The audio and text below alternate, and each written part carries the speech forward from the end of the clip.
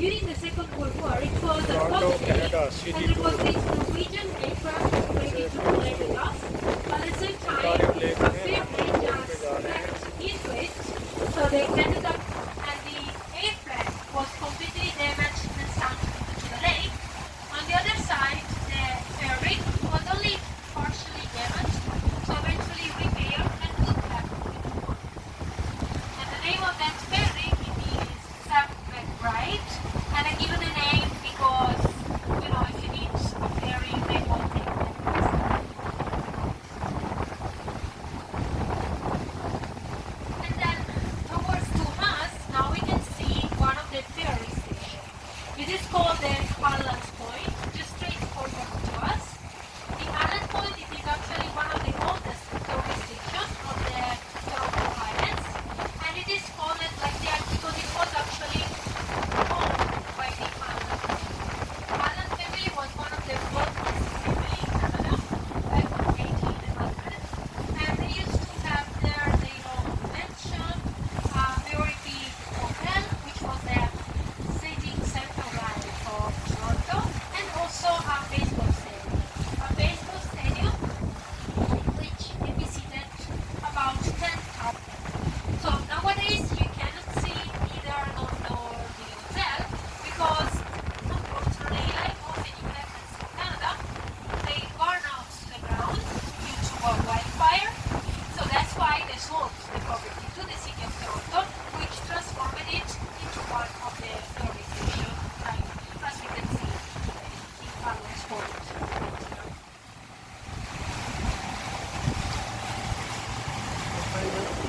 And now we are going to be entering the Toronto Highlands. When we talk about Toronto Highlands, we refer to not just few islands, but exactly 13. One bigger in the center, and then a cluster of smaller all around. Toronto, Canada.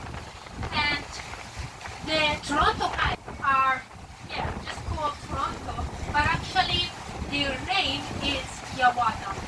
Again, dedicated to the indigenous people, Yawata was the name of one of the main leaders for the indigenous tribe. And also, you can see this is an island, so in order to reach it, you just need to take a ferry or a boat if you have one. But back in time, we talk about a peninsula.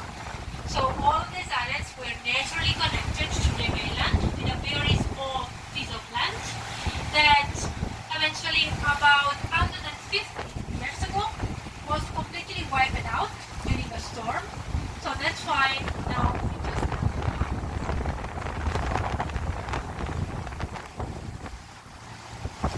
and now you can start to see as the city of Toronto got it, the Toronto Highlands together have a very unique market. They keep planting more and more trees and shrubs in order to make it one of the biggest park in the whole Toronto. And indeed, we can start to see the nature and the wildlife for these places. Most of the islands are also naturally connected or linked by bridges, so you can simply walk through one of these.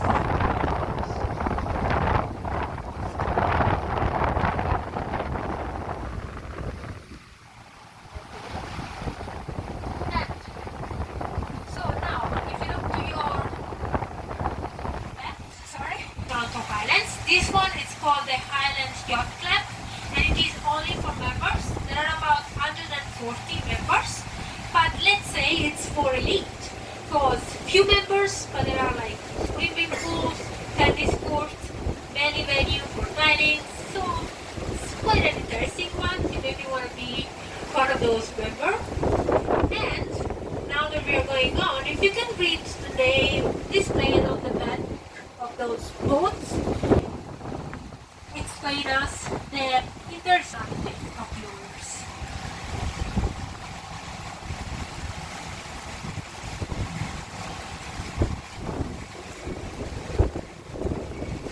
Instead, to your other side, to your right, we can start to see there are so many plants that it's quite impossible to look at the other side of the island.